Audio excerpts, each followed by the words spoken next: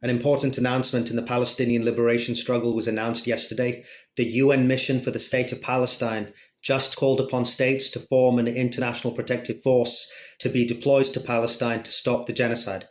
This is a massive step forward for the Palestinian Authority and shows they are finally realizing that Israel cannot be negotiated with, that it must be stopped by force, and that states should conduct a military intervention to stop the genocide and help liberate Palestine.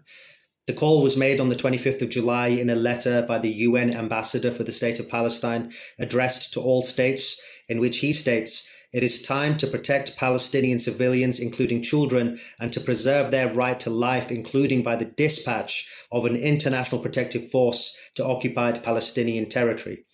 He then amplified this message in an interview with the Middle East Eye, in which he said, "To all leaders in all corners of the globe, use your ships. Our borders are open.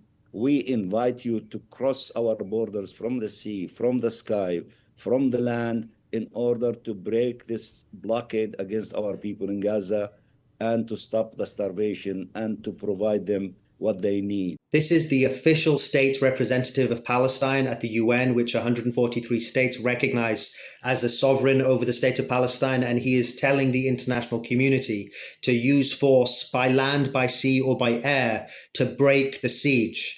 So there are no excuses for states failing to act. International law demands a military intervention. Every fiber of moral decency demands a military intervention. And now the government of Palestine has called on states to establish a protective force.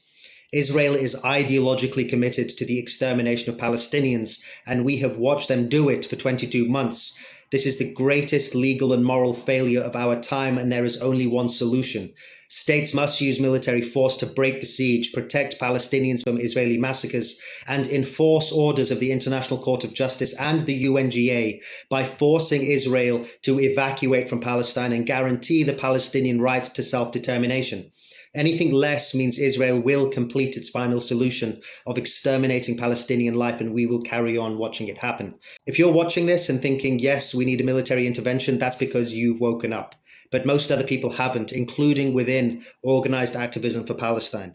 We need to use our influence to change that. Let's make sure the world knows that the Palestinian government has just called for a protective force, because I guarantee you the mainstream media are not going to cover this.